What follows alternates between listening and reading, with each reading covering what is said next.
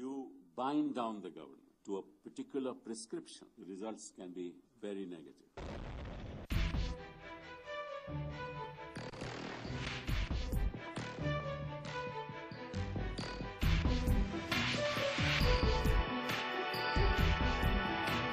According to the FM, the coal scam figure of loss of 1,86,000 crore will also be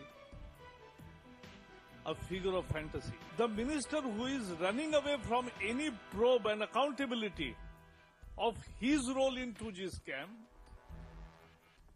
is indulging into the brazen insinuation of CAG is condemnable.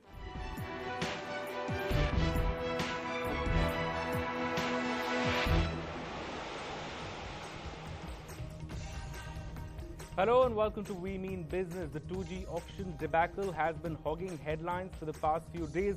The government feels its stand about the CAG's 1.76 lakh crore rupee loss figure has been vindicated. But what's more interesting, or rather what's been made in the post-mortem, is even more interesting, with the finance minister's claims that the CAG's 1.86 lakh crore rupee presumptive loss figure on the Coalgate scam would also turn out to be a myth.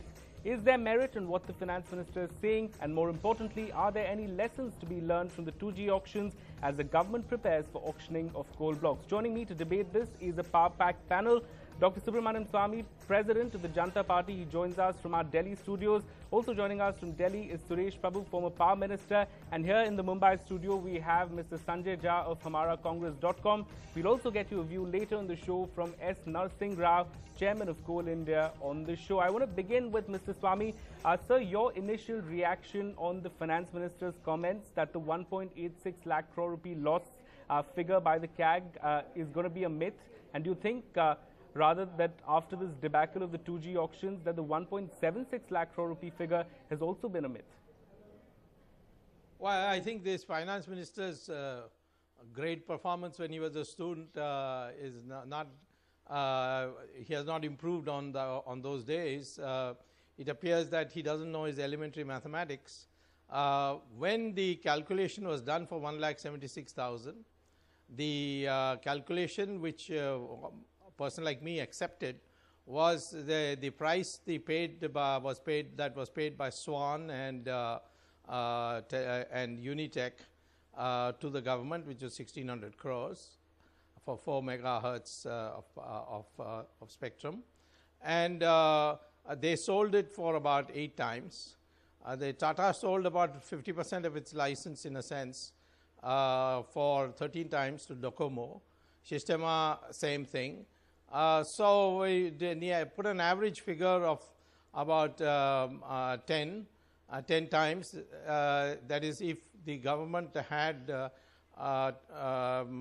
reaped the market price as these private companies reaped after getting the spectrum from the government, you come to a very close figure of 1,76,000 crores. That was on the basis. Now, none of us were in favor. I was a petitioner along with Mr. Bhushan, who of course came in on a special leave petition because he had first gone to the High Court and it was dismissed. I went straight to the Supreme Court, and neither of us were arguing that the licenses should be cancelled because you can get more money by auction.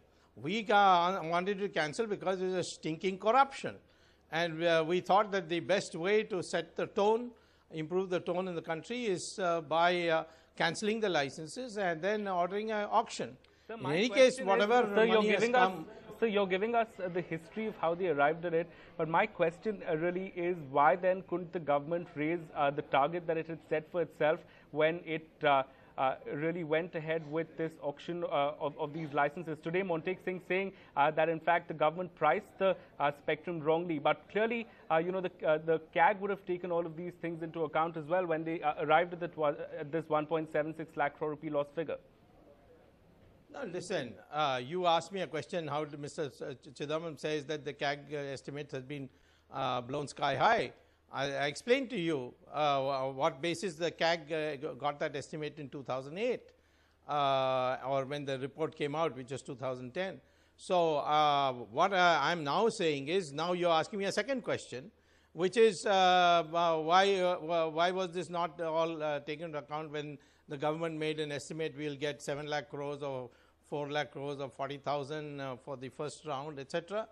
Well, that's because the government may have said anything, but what they did was, in terms of what they did for existing operators, saying that if they bid, then for both their spare spectrum and when their licenses of the 1994 come up for renewal in 2 years' time, they will have to pay the auction price. And there were other things. There were these spectrum utilization rates. They were changed, and they changed it in such a way that if you got instead of four spectrum, you'll have one rate. 4 megahertz, you'll have one rate. If you get 8, then the whole thing will be at a higher rate, including what you had before. So I would certainly say the government rigged the auction, but I didn't care because I wanted the license to be cancelled. It was a stinking, corrupt act that took place in 2008, and therefore the licenses had to be cancelled. India's #1 news app just got even better. Download NDTV's new app. Fully optimized for Retina display. Full screen view. Faster response time. And Sudoku. NDTV's new iPad app. Download now.